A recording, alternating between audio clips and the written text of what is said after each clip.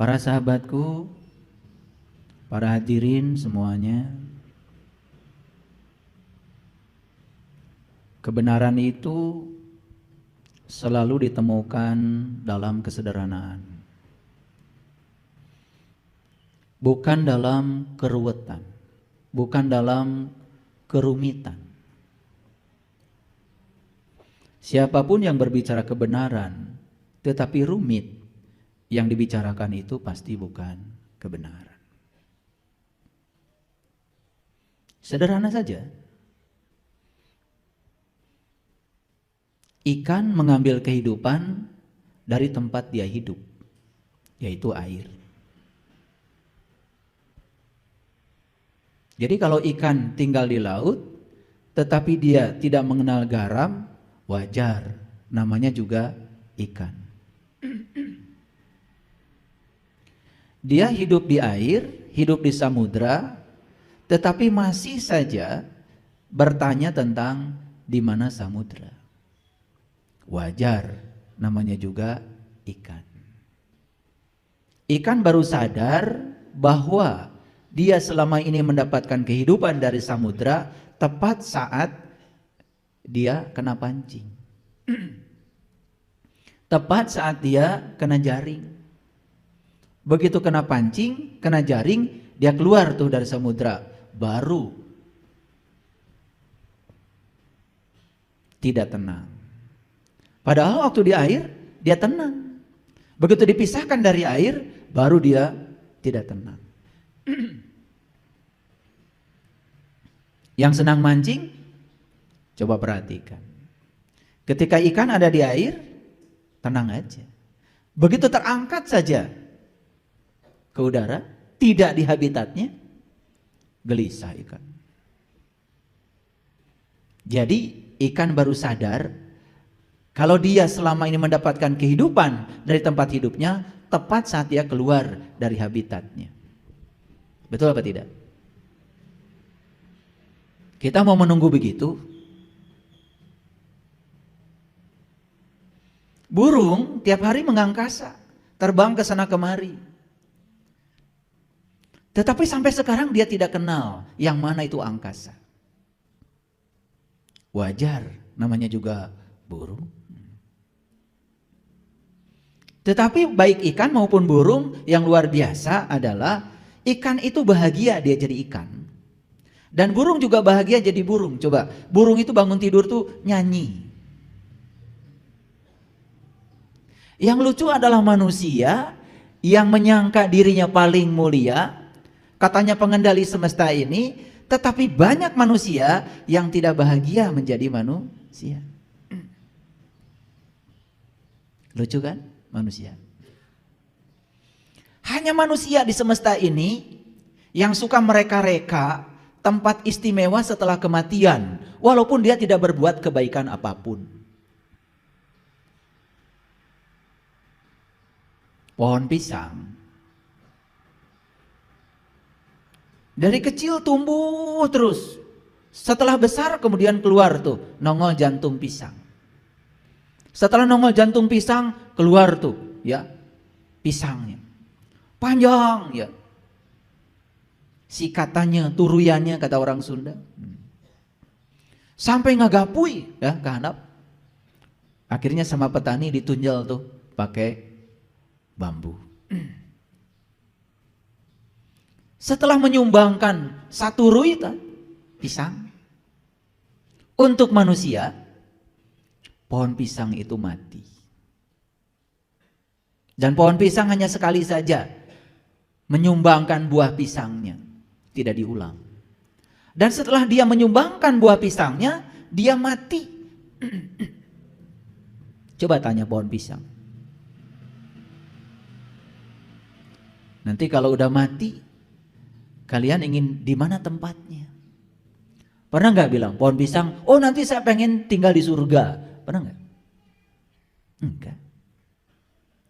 Setelah dia melaksanakan tasbihnya, setelah dia memerankan peran yang diberikan semesta kepadanya, menyumbangkan pisang buat manusia, bahkan dia tidak sama sekali mengambil satu buah pisang pun untuk dirinya. Sampai rela mati setelah dia menyumbangkan seluruh buah pisangnya buat manusia. Sama sekali dia tidak memikirkan tempat istimewa setelah kematian. Manusia yang seluruh penghasilannya buat dirinya, buat keluarganya, buat kelompoknya, tidak ada buat yang lain. Pelitnya auzubillah, orang lain susah pun dia pura-pura tidak tahu. Masih saja memikirkan tempat istimewa setelah kematian. Hanya manusia yang punya sifat seperti itu. Yang lain tidak. Bumi kita ini tidak pernah ingin menjadi matahari. Matahari juga tidak pernah ingin menjadi bumi. Bumi dengan matahari tidak pernah bersaing. Tidak pernah berduel. Berduet saja. Kata bumi, ayo. Aku bagian menumbuhkan tanaman. Tolong dong sinari oleh kamu, kata bumi. Terus bumi mengajak, udara, air. Yuk bantu saya, bantu saya. Kita bikin kebaikan sebanyak-banyaknya buat makhluk yang bernama manusia. Ditumbuhkanlah beras, ditumbuhkan jagung, tumbuhkan singkong, ditumbuhkan berbagai macam tanaman. Semua disumbangkan buat manusia. Bahkan bumi pun tidak pernah merasa berjasa setelah menyumbangkan semuanya. Luar biasa ya. Sadar nggak? Selama ini kita hidup dalam keadaan tidak sadar. Kita menjadikan setiap orang lain sebagai kompetitor. Sebagai orang yang berbahaya. Sehingga dianggap setiap orang itu sebagai pesaing buat kita sendiri. Kita tidak belajar dari mereka. Mereka tuh berkomunikasi, berkolaborasi. Membangun sesuatu yang positif untuk kemaslahatan makhluk yang ada di sekitarnya. Manusia menebar gosip, hoax, kebencian.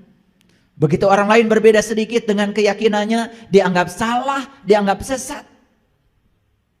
Sampai hari ini saya tidak menemukan satu ayat pun yang mengizinkan manusia boleh menyesatkan manusia lain. Saya tidak menemukan ayatnya di Quran. Yang ada di Quran, inna rabbaka huwa a'lamu biman dhalla an sabilihi wa huwa a'lamu bil muhtadin. Hanya Tuhanmu yang berhak untuk mengatakan siapa yang dapat petunjuk dan siapa yang tersesat di jalannya. Hanya Tuhan. Itu Quran loh. Kita cuman berkoar-koar aja. Pedoman hidupnya Quran. Pedoman hidupnya Quran. Betul? Karena Anda rajin membacanya sampai Anda tidak mengerti isinya. Dan begitu disampaikan isi seperti itu, Anda juga menolaknya. Saya tidak mengerti pedoman hidup Anda itu apa. Sedangkan Quran menekankan inna rabbaka huwa a'lamu biman dhalla an sabilihi wa huwa a'lamu bil muhtadin. Hanya Tuhanmu yang berhak untuk menilai siapa yang tersesat di jalannya dan siapa yang mendapatkan petunjuk. Tidak ada manusia apapun, siapapun yang beri kuasa untuk menilai siapapun. Bahkan kita diajarkan setiap sholat mengatakan maliki yaumiddin. Hanya Engkau pemilik hari pembalasan. Hanya Engkau yang berhak menghukum. Hanya Engkau yang berhak menghakimi. Bukankah itu yang kita ucapkan setiap sholat? Dan kita tidak pernah memahami makna balik yang tersembunyi di balik itu. Kita hanya menjalankan sholat, membaca kalimat itu seperti robot. Dan berulang-ulang kita membaca kalimat itu. Bahkan kita membaca ihdinas syiratal mustaqim, ihdinas syiratal mustaqim, tunjuki aku ya Allah ke jalanmu yang lurus. Itu kan sebuah permintaan. Ketika kita minta ditunjukkan ke jalan yang lurus, berarti kita sadar bahwa kita sedang berada di jalan yang tidak lurus. Sadar nggak? Kalau kita jalan-jalan cari alamat, kan kita minta ditunjukkan sama orang alamat bapak ini di mana, tepat saat kita sedang berada di posisi yang tidak menemukan alamat.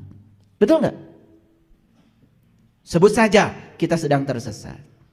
Karena kita sadar sedang tersesat, minta ditunjukkan, tolong dong alamat bapak ini di mana, RT berapa, RW berapa, kan begitu. Dan kalau kita tidak jalan-jalan, tidak pergi kemana-mana, kan tidak mungkin kita minta ditunjukkan rumah siapa di mana. Betul apa tidak?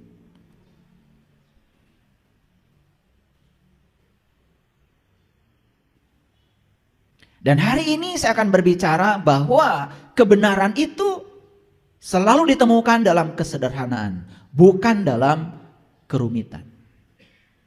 Yuk sekali lagi. Ikan tadi mengambil kehidupan dari mana? Dari tempat hidupnya, air. Burung mengambil kehidupan dari mana? Dari tempat hidupnya, angkasa. Jawab dengan jujur.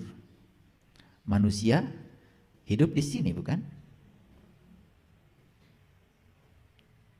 Di ruang kosong, bukan? Ini tempat kita hidup. Sadar nggak? Kalau sekarang kita sedang mengambil kehidupan dari sini. Betul? Dan kita suatu saat akan mengembalikan kehidupan ke sini. Makanya orang mati disebut menghembuskan napas yang terakhir. Kemana? Ke sini. Kita masih mencari tempat abadi, katanya nanti, ya Allah. Bukankah ini adalah keabadian?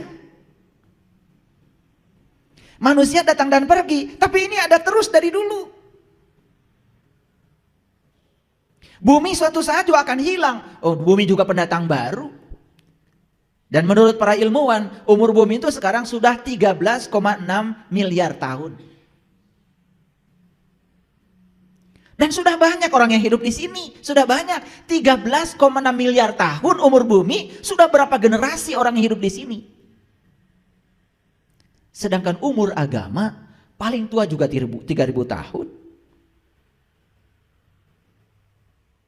Agama yang kita anut kan baru diperingati kemarin. 1444 tahun. Sedangkan bumi ini sudah berumur 13,6 miliar tahun.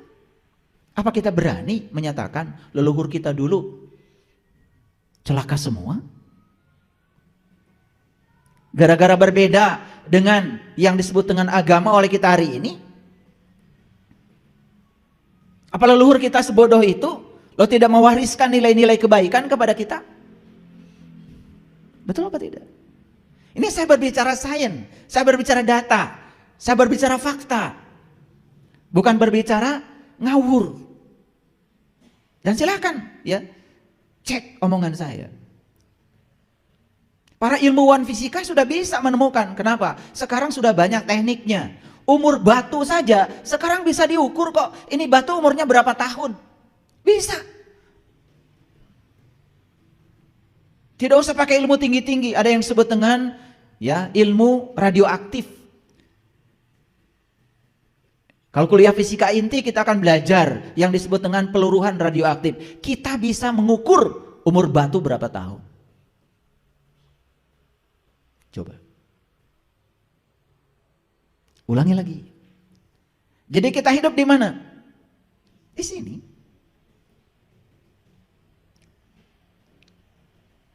Jelas? Sederhana? Oke. Sekarang kita sadari, kita mengambil kehidupan dari mana? Dari sini. Dan kita akan mengembalikan pinjaman kehidupan kemana? Ke sini. Jadi apa sebetulnya ini? Ya tempat hidup. Tapi bisa dijelaskan? Ya nggak bisa. Dan kemanapun kita pergi, kita akan ketemu ini. Akan ketemu ini. Benda-benda langit datang dan pergi. Semua yang bersifat materi datang dan pergi. Hari ini di depan rumah kita ada pohon pisang, besok sudah tidak ada lagi. Semua yang bersifat materi datang dan pergi. Tetapi ruang tempat tumbuhnya pohon pisang kita ikut pergi. Sadar enggak? Kita belajar keabadian jauh sekali ke sana pakai ilmu katanya.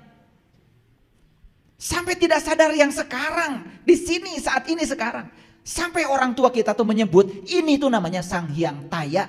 Taya tuh ayah. Tapi ayah, ayah tapi isi tapi kosong, kosong tapi isi. Itu saja tidak disadari. Sederhana enggak? Sederhana? Yuk. Allah mengatakan di Quran, aku meliputi semua manusia. Aku meliputi seluruh makhluk hidup. Cukup informatif kalimat itu bagi kita? Apa maknanya? Coba. Samudra meliputi ikan-ikan yang di samudra. Berarti ikan ini diliputi oleh siapa? Yang meliputi.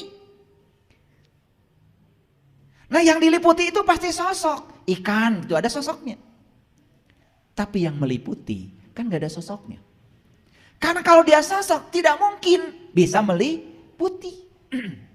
Makanya air ngikuti saja bentuk tempat di mana dia tinggal. Betul?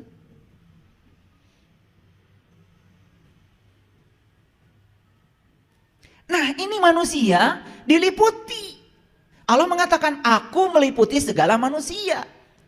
Ayo sederhanakan. Jangan pusing-pusing. Kita diliputi apa sekarang? Diliputi apa? Kan diliputi ini. Terlalu mewah gitu penjelasan saya. Karena kita berpikir ruwet terus dari dulu. Lalu memposisikan Tuhan sebagai sosok yang tinggal di jauh di sana-sana. Pakai baju itu, pakai baju ini kayak raja gitu. Lalu disuruh-suruh oleh kita supaya ngikutin keinginan kita. Ada yang harus diperbaiki di otak kita. Makanya orang-orang bijak mengatakan pikiran itu bukan ciptaan Allah. Yang ciptaan Allah itu otaknya. Tapi kalau pikiran, ciptaan lingkungan, ciptaan masyarakat.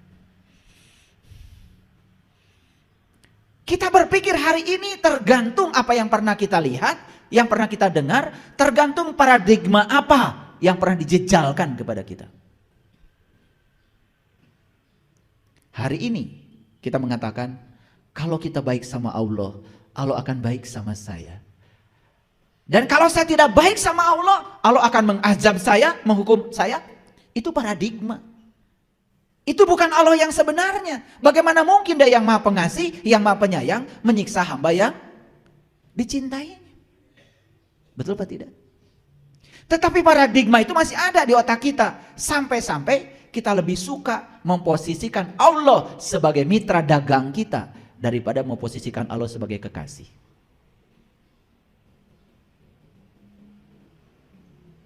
Wah, saya sedang banyak masalah nih, kayaknya saya harus tahajud. Sudah. Malam-malam bangun. Begitu bangun, kata malaikat, tumben.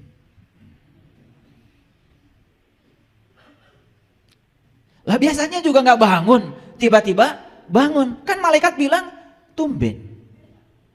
Tetangga kita nggak pernah datang ke rumah kita. Tiba-tiba datang, pasti bilang, tumben. Dalam batin pasti bilang, ada apa ya? Pasti pinjam uang. Karena tumben itu berikutnya adalah muatan. Coba ya, tidak pernah menyapa kita, tidak pernah baik sama kita, apalagi memeluk kita. Tiba-tiba ketemu memeluk kita, pasti bilang tumben.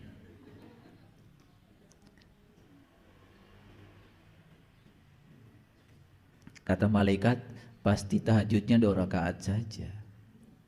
Mintanya su'abrek-abrek. Karena kita terlalu biasa menjadikan Tuhan itu sebagai mitra dagang kita. Bukan menjadikan Tuhan sebagai kekasih. Kalau orang yang menjadikan Tuhan sebagai kekasih, namanya kekasih itu melakukan kebaikan bukan karena kebaikan kita. Dan kita pun melakukan kebaikan kepada Tuhan, tidak pengen apa-apa. Melakukan kebaikan, ya melakukan kebaikan saja. Begitu nggak ibadah kita? Tidak. Karena kita lebih suka memposisikan Tuhan sebagai mitra dagang kita daripada memposisikan Tuhan sebagai kekasih.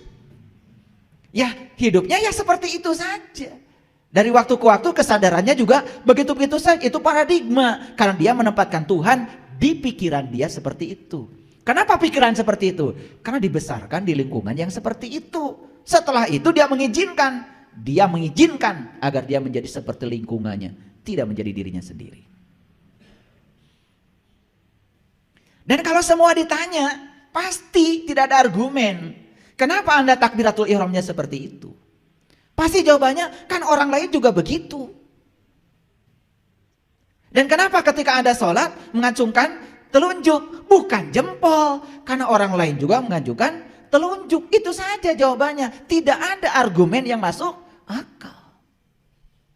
Padahal Nabi Muhammad sudah mengatakan as-sholatu mi'rajul mu'minin. Dalam gerakan sholat itu ada simbol, ada tata cara untuk mi'raj. Mi'raj itu bahasa sastra, bahasa Qur'annya adalah liko. Walaupun di Quran ada Quran surat Al-Ma'arij, itu juga cerita tentang perjalanan menuju Tuhan. Tapi Quran lebih banyak menyebut kata liko, itu perjumpaan. Jadi gerakan sholat itu dari takbir sampai salam isinya itu syarat sekali dengan simbol-simbol. Kita nggak ngerti maknanya apa. Kita hanya melakukan itu sebagaimana orang lain melakukannya. Begitu bukan? Oke.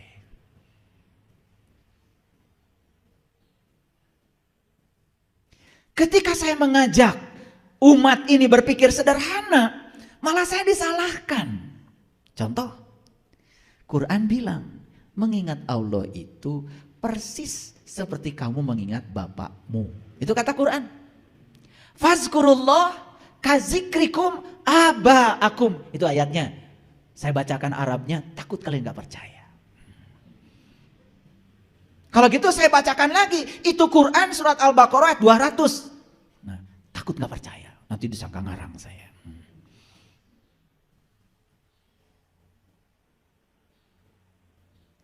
Jadi mengingat Allah itu persis seperti kamu mengingat bapakmu. Itu Quran. Bahkan diawali dengan faiza qadaitum manasikakum fazkurullah kazikrikum aba'akum au asyadda dzikra. Begitu lengkapnya. Dibacakan lengkapnya, takut nggak percaya.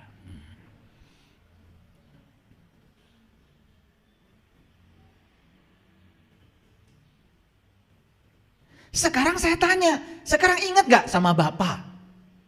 Ingat gak sama bapak? Bapak, ayahmu,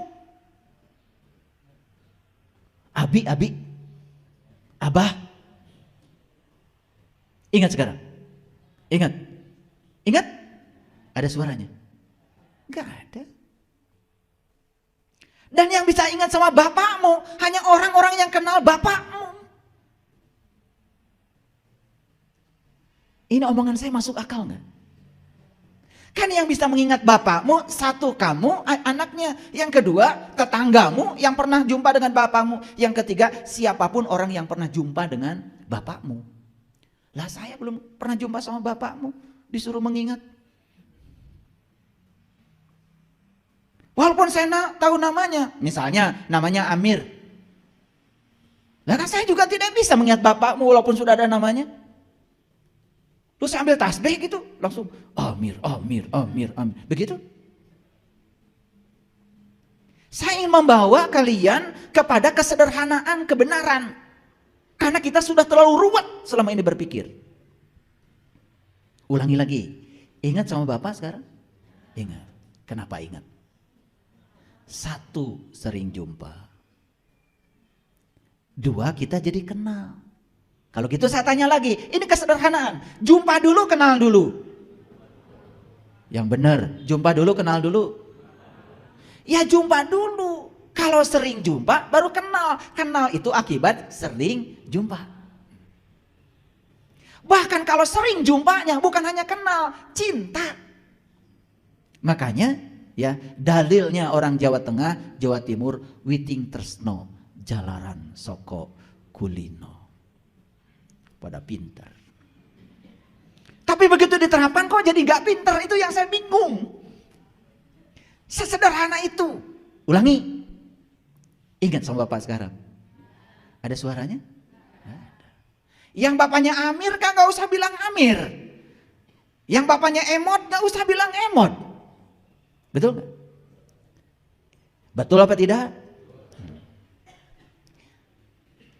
Nah mengingat Allah itu persis seperti kamu mengingat bapakmu. Itu kata Quran. Sekarang saya tanya, ingat sama Allah.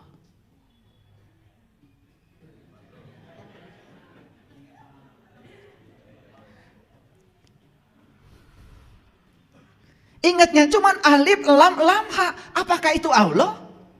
Kan bukan, itu mah tulisan Allah. Kayak yang bapaknya Amir, kan bukan AMIR, itu mah tulisan Amir. Bisa membedakan tulisan Amir dengan Amir benerannya? Bisa? Kalau kalian menyamakan tulisan Amir dengan bapakmu, menghina. Mana Amir? Ini AMIR. Loh, itu kan tulisan Amir, bukan Amir. Dan tulisan Amir gak bisa makan air, gak bisa makan nasi, tidak bisa minum air, tidak bisa menyapa, mati. Betul? Awas. Alif lam lam ha bukan Allah. Itu mah tulisan Allah. Bahkan Allah itu awalnya juga gak ada namanya. Kan bapakmu yang Amir juga baru ada namanya setelah ada barangnya. Sekarang saya nanya dulu, ini kesederhanaan berpikir. Barangnya dulu, namanya dulu. Setelah ada barangnya gubrak alam kalam dunia. Betul? Kasep. Mancung. Lengan dua. Sampai dua. Di pasian aja dengan Amir. Betul? Yeah. Jadi menyebut-nyebut Amir, bisa tahu dan kenal pada Amir? Gak bisa. Bisa tahu dan kenal ke Amir, mun sering penak sareng Amir. Sederhana? Oke. Sekarang saya tanya. Tahu zikir? Zikir bahasa Arab, apa artinya? Mengingat. Awas ya. Zikir artinya mengingat. Coba saya tes. Ini sederhana. Amir, Amir, Amir, Amir. Saya sedang apa? Udah mulai pinter nih. Kan tadi saya sedang menyebut. Menyebut itu barangnya juga beda alatnya. Menyebut itu pakai alatnya ini. Tapi mengingat. Ya yang jelas saya ingat bapak saya. Tapi nggak tahu di sebelah mana itu alat buat mengingatnya. Gaib. Tapi saya ingat bapak saya walaupun sudah meninggal 10 tahun yang lalu. Saya sekarang masih ingat ya senyumnya, ingat kebijaksanaannya, ingat pecinya, ingat baju kesukaannya, ingat cara beliau pakai sarungnya, bahkan nyomotnya aja sampai sekarang saya masih ingat. Beda mengingat dengan menyebut. Oke.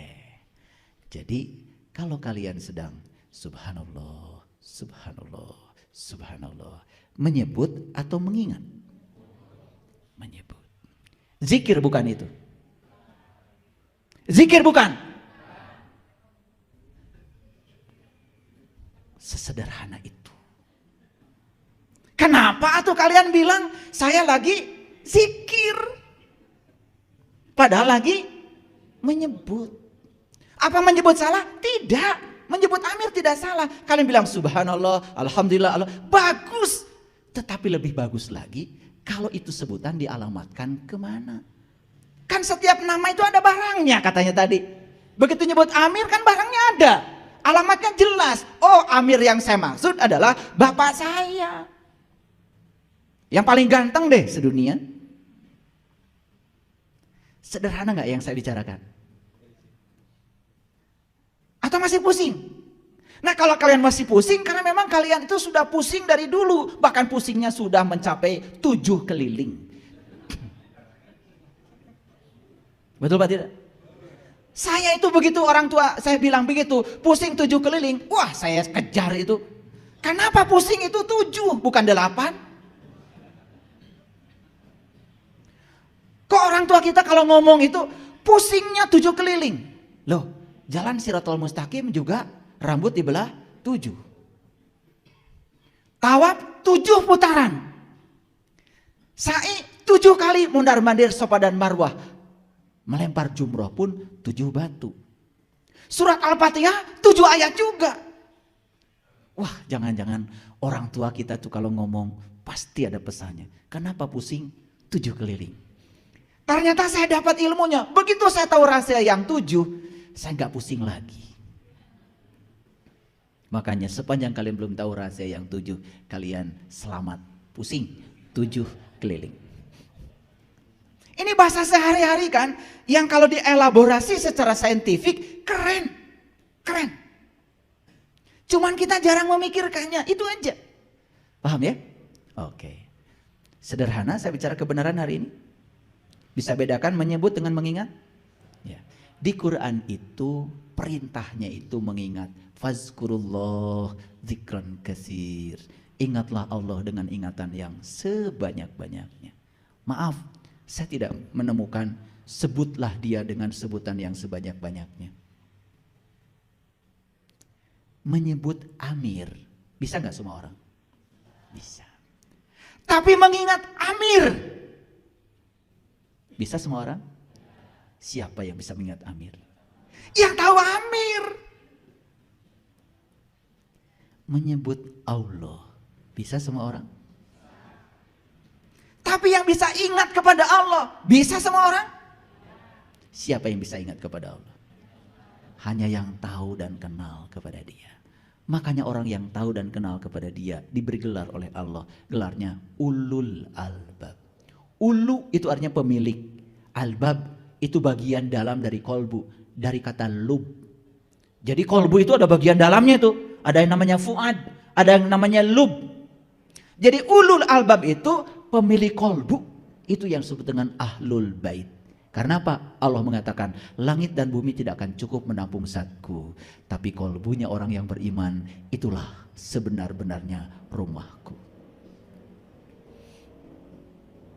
Jadi ahlul bait itu sering disebut ulul albab. Didefinisikan oleh Allah. Alladzina yazkurunallaha qiyaman wa qu'udan wa ala junubihim. Orang yang bisa mengingat Allah dalam keadaan berdiri, duduk dan berbaring. Bahkan sejak saya memulai ceramah dari tadi, saya tidak bisa melupakannya.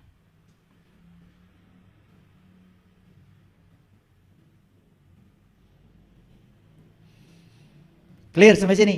Oke, lanjut. Ini baru bahas judul. Udah setengah jam. Oleh karena itu, mari kita bersyukur hari ini kita diberi kesempatan untuk belajar di ruang kesadaran kembali. Oleh karenanya mari kita puji Allah bersama-sama membaca hamdalah. Alhamdulillahirabbil alamin. Mari kita mohon ridho dan berkah Allah. Semoga hari ini kita bisa menemukan kebenaran dalam kesederhanaan. Kita sapa asmanya dengan kelembutan dan cinta seraya membaca basmalah. Bismillahirrahmanirrahim.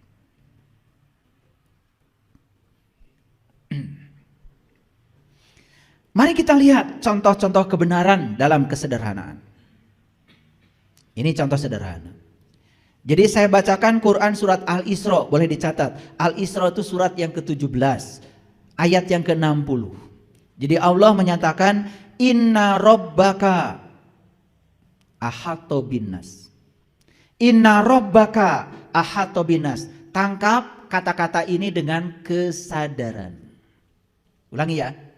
Inna rabbaka ahata binas. Sesungguhnya Tuhanmu meliputi segala manusia. Siapa yang bilang begini? Tuhan. Siapa kamu di situ? Ya manusia. Maaf ini supaya gampang sebenarnya. Ini Tuhan nih lagi bicara sama saya. Sesungguhnya Tuhanmu, kata Tuhan, meliputi segala manusia. Inna rabbaka ahata binas. Itu kata-kata Tuhan kepada saya. Jadi kalau saya berbicara tentang Tuhan saya, kan bahasanya begini. Sesungguhnya Tuhanku meliputi segala manusia. Paham? Sederhana? Masih belum mengerti? Konsen. Makanya kalau mau ngaji hari Selasa, pagi-pagi minum air wortel. Ya. Khusus Selasa jangan makan nasi goreng. Nah ini kayak gini lambat. Minum air putih yang banyak. Gitu kalau mau ngaji dengan saya. Biar bisa fokus. Ulangi. Jadi Tuhan bilang kepada kita. Sesungguhnya Tuhanmu meliputi segala manusia. Nah kalau kita yang bilang pada diri kita sendiri. Oh Tuhanku ternyata meliputi segala manusia. Jadi Tuhanku itu bukan hanya meliputi aku kalau begitu, meliputi segala manusia. Jadi bagaimana mungkin aku bisa menghina orang lain? Karena pada diri setiap manusia ada Tuhanku. Sederhana? Sesederhana itu saja kalau disadari, aduh, tidak mungkin kita menjelekkan orang, tidak mungkin kita menghina orang, tidak mungkin kita tidak membantu orang, tidak mungkin kita tidak welas asih pada orang, tidak mungkin kita menghina orang, tidak mungkin menjatuhkan nama baik orang, gak mungkin. Semua konflik, saling menjatuhkan, marah, dan lain sebagainya, kebencian, itu sebetulnya dilakukan oleh orang-orang yang tidak sadar kalau Tuhannya meliputi segala manusia. Lanjut, kalau Tuhan meliputi segala manusia, berarti Tuhan meliputi aku? Kalau Tuhan meliputi aku, kesadaran apa yang harusnya aku tanamkan? Oh, Tuhan meliputi diriku. Dia mewujud sebagai daya hidup pada diriku. Dia mewujud sebagai nafasku yang tidak pernah tidur, tidak pernah ngantuk. Bagaimana mungkin aku bisa berbohong kepadanya? Karena dia bersamaku. Jadi diri kita selalu waspada, eling, mawas diri. Dan kewaspadaan ini pun kita terapkan untuk memberikan welas asih, cinta kasih pada semua orang. Makanya saya pastikan semua orang-orang yang sudah sampai di kesadaran itu, hidupnya penuh dengan welas asih. Boro-boro ingin menyakiti orang lain, yang ada di otaknya tuh ingin jadi matahari, memberi, menyinari, satu arah. Dan matahari memberikan sinarnya satu arah, tidak pernah minta balasan, tidak pernah minta balikan. Orang-orang yang suka minta balasan, semua orang-orang yang tidak sadar kalau semua yang ada dalam dirinya adalah pemberian. Sadarkah kita sebetulnya kenapa kita harus memberi? Karena semua yang ada di tangan kita adalah pemberiannya. Jadi saya kemarin bicara dengan sahabat kita yang baru saja ikut pelatihan workshop untuk bimbingan meniti ke dalam diri dari Singapura. Begitu saya jelaskan, saya punya program namanya BSI Peduli, Bumi Spiritual Isbatul Yakin Peduli. Apa itu ayah? Saya bilang, kita santuni anak-anak yang tidak bisa sekolah. Kita santuni orang-orang yang tidak bisa makan. Dan setiap bulan saya membagikan ya santunan ini pada banyak orang. Sampai dia mengalami kemapanan secara ekonomi. Dia menangis. Dia bilang sama saya, beruntung ya hidup di Indonesia. Loh, beruntung banyak yang disantuni. Di Singapura susah katanya ayah. Cari orang yang mau disantuni. Langsung saya bilang dalam diri saya, pokoknya saya langsung telepon murid-murid saya bilang, kita harus berterima kasih sama orang-orang yang mau disantuni. Karena di negara lain, susah cari orang yang disantuni. Jadi kalau di kita banyak itu, waduh luar biasa. Berarti kesempatan kita berbuat baik di sini, luar biasa. Bagi yang sadar. Sekali lagi, sadar. Yang sadar, boro-boro mikirin itu. Paling juga yang gak sadar mau, wah kamu kemarin saya kasih kok tidak berterima kasih pada saya, bulan depan coret. Itulah orang yang tidak sadar kalau dia sudah berakhlak seperti akhlaknya Allah. Allah itu tidak pernah gampang nyoret kita. Kamu kemarin berbohong ya langsung dicoret, besok diambil nyawanya. Enggak. Tetap aja masih diizinkan berbohong lagi. Itu welas asihnya Allah tuh begitu, betul nggak? Makanya wa ahsin kama ahsanallahu ilaika, berbuat baiklah kamu seperti aku berbuat baik kepada kamu. Luar biasa. Allah mengajarkan nilai-nilai kebaikan itu luar biasa. Baik, jadi sadar sekarang kalau Allah meliputi semua manusia. Allahnya siapa? Allahmu. Kan Allah bilang, inna rabbaka ahata binas, sesungguhnya Tuhanmu meliputi segala manusia. Sadar sekarang, oh ternyata Tuhanku bukan hanya meliputi aku, tapi meliputi segala manusia. Jadi sebetulnya tubuh kita berbeda, tetapi di tubuh kita ada Tuhan yang sama. Lebih jauh lagi. Lebih jauh lagi. Apapun keyakinannya, apapun agamanya, kan dia juga diliputi Tuhan. Betul?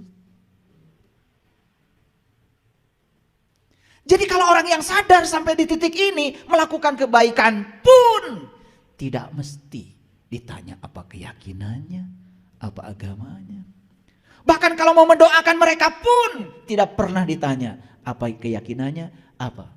Rahayu Sagung Dumadi. Semoga seluruh makhluk hidup di semesta ini, baik yang kelihatan maupun tidak kelihatan, selalu berbahagia.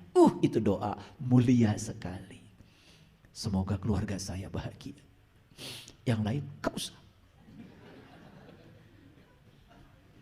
Itu doamu begitu. Biar saya aja yang panen banyak, tetangga gak usah.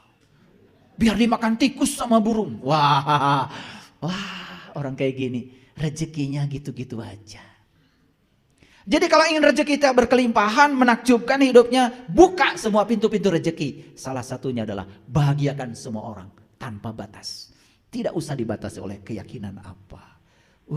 Dendam di sini tuh masih ada. Begitu dikabarkan si Anu mengajarkan ajaran yang salah, langsung benci. Padahal kita pun tidak mengerti yang diajarkan apa. Kadang-kadang begitu mudah kita dibakar oleh api kebencian. Padahal kita tidak tahu apa-apa. Saya kasih tahu, membenci kejahatan saja, itu kita sudah berkontribusi membangun kejahatan. Benci pada orang yang melakukan kegelapan, kita pun sebetulnya sudah menyumbang kegelapan. Apalagi kalau kita melakukan kegelapan itu sendiri. Yuk kita sadar, dengarkan kajian saya yang kemarin. Dan semua kehidupan itu diliputi oleh cahaya, bukan kegelapan. Jadi dari ayat yang tadi, banyak gak implikasinya? Dari ayat yang tadi, ini baru satu ayat. Sesungguhnya Tuhanmu meliputi segala manusia. Oh, ternyata Tuhanku meliputi segala manusia. Yang namanya manusia, apapun keyakinannya, apapun agamanya, apapun sukunya, apapun warna kulitnya, kan manusia. Kalau Tuhan meliputi mereka, berarti kita pantas dan layak untuk menghormatinya. Setuju? Sadar sekarang, oh ternyata Tuhan yang sama ternyata meliputi tubuh-tubuh yang berbeda. Keren gak kalau gitu? Oke, lanjut dulu ya. Jelas, yang meliputi bukanlah suatu sosok, setuju? Yang diliputi jelas itu sosok, setuju? Oke, berarti Tuhanku bukanlah suatu sosok. Dia yang meliputi segala manusia. Keren sekali. Sadar saja dengan itu, oh ternyata yang abadi itu adalah ini. Semua benda-benda yang ada di sini datang dan pergi, tapi ini selalu ada. Bahkan sebelum bumi ini ada, ini sudah ada. Sebelum matahari ada, ini sudah ada. Sebelum Big Bang meledak, ini sudah ada. Masihkah mencari keabadian di luar ini? Sedekat itu kebenaran kepada kita. Sesederhana itu. Cuman selama ini kita ditenggelamkan oleh keruwetan pikiran kita sendiri. Makanya Allah berfirman dalam Al-Quran, Inna ma'al usri yusro. Sesungguhnya di setiap apa yang kamu sebut sulit, itu sebetulnya ada kemudahan. Inna sesungguhnya, ma'a bersama, usri kesulitan, yusro ada kemudahan. Jadi gak usah khawatir. Kalau ada masalah pasti ada solusinya. Setiap ada peristiwa pasti ada pasangannya. Gak usah khawatir. Gak usah khawatir. Percaya deh sama saya. Kalau hari ini kita punya utang, ntar juga ada rezekinya. Semua berpasangan kok. Cuman sayang otak kita sudah keracunan. Yang namanya pasangan selalu suami istri. Padahal pasangan itu rohani dan jasmani. Ya, baik, teruskan dulu. Ya. Sekarang pertanyaan saya, tolong dijawab dengan jujur. Apa yang meliputi kita saat ini? Ini kan? Yes. Yes? Yes.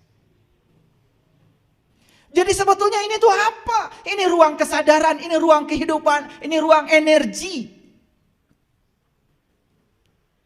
Cuman kita buta, tidak bisa melihatnya.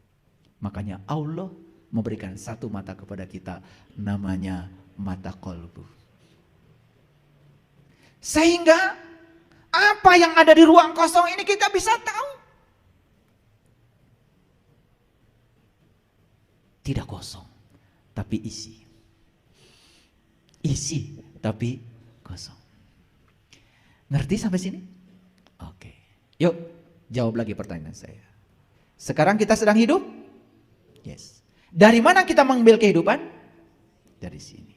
Apakah kehidupan yang kita ambil dari sini abadi di sini? Tidak.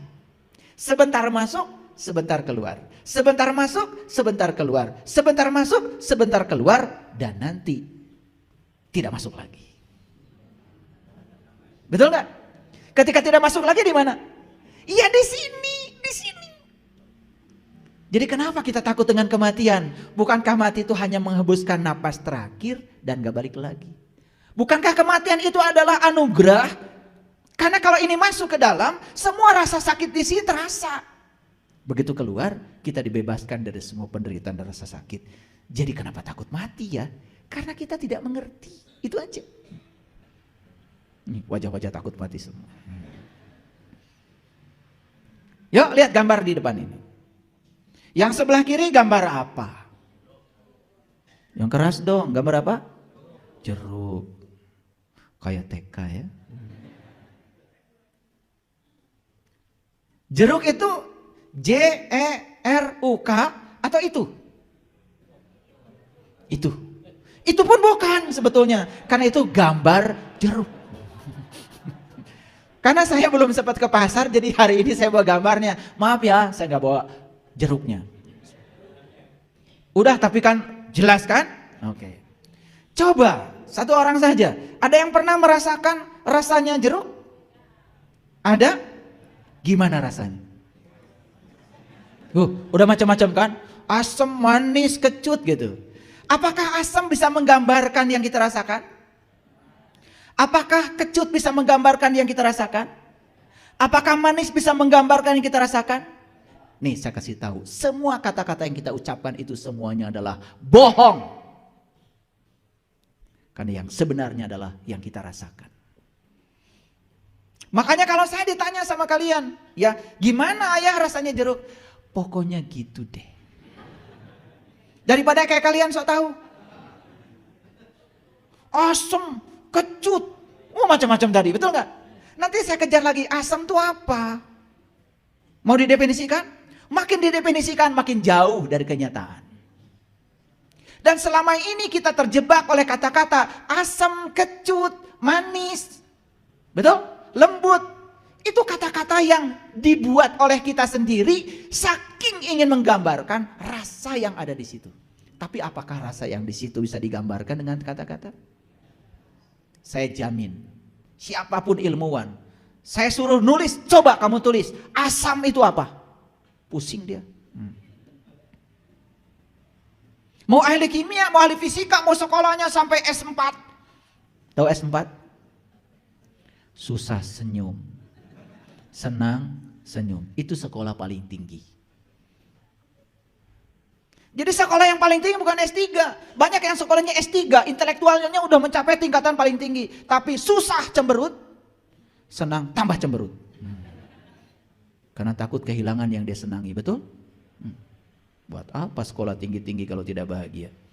Makanya sekolah yang paling tinggi itu adalah S4. Susah senyum, senang senyum. Tetap senyum apapun keadaannya. Itu namanya sudah bisa menerima semua kondisi apa adanya. Itu sekolah paling tinggi itu. Capai sekolah itu. Ya. Dan sekolah itu bisa dicapai oleh lulusan SD, SMP, SMA. Gak peduli tingkatan pendidikannya apa. Karena kesederhanaan, kebenaran ada dalam kesederhanaan. Jadi kebenaran itu gak ruwet. Kenapa kita ruwet? Karena kita selama ini diajarkan ruwet oleh orang-orang yang ruwet. Dan lucunya tuh kalian itu dikasih yang ruwet, gak mau. Dikasih yang gampang juga gak mau. Saya pengen tahu maunya apa. Iya. Ayah kok cara untuk mendidik ke dalam diri katanya semudah itu. Saya tanya, kamu pengen sesusah apa? Iya. Akhirnya udah, kalau kamu pengen susah udah. Kalau kamu ingin meniti ke dalam diri, kenal jati dirimu, mulai sekarang kamu puasa 10 tahun. Setelah 10 tahun baru ketemu saya. 3 bulan udah datang lagi. Berat ayah. Nah, jadi inginnya yang berat-berat. Di Quran Allah mengatakan, nih dengarkan semuanya. Man kana yarju liqa Allah fa inna ajalallahu la'aj. Barang siapa yang berharap jumpa dengan Allah, waktu yang dijanjikan pasti datang. Jadi syarat berjumpa dengan Allah tuh kata Quran, bukan kata saya. Cukup kamu berharap, itu saja. Tidak ada harus melakukan ini, melakukan, gak ada.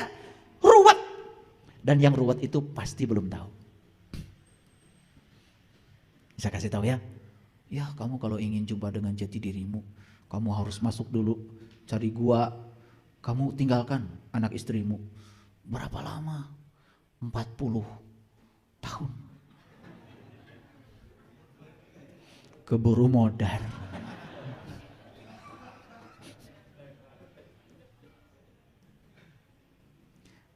Banyak leluhur kita para suci sudah mencoba itu. Mereka mengasingkan diri di gua ini, gua itu sampai kurus kerontang. Malah ditegur oleh semesta. Kebenaran itu ada dalam dirimu, tidak di luar. Tidak usah untuk menemukan kebenaran, kamu sendiri harus menyiksa dirimu sendiri. Sampai hak-hak tubuh tidak diberikan. Masa begitu? Kitab suci tertua yang ditulis oleh tangan Allah sendiri adalah tubuh manusia.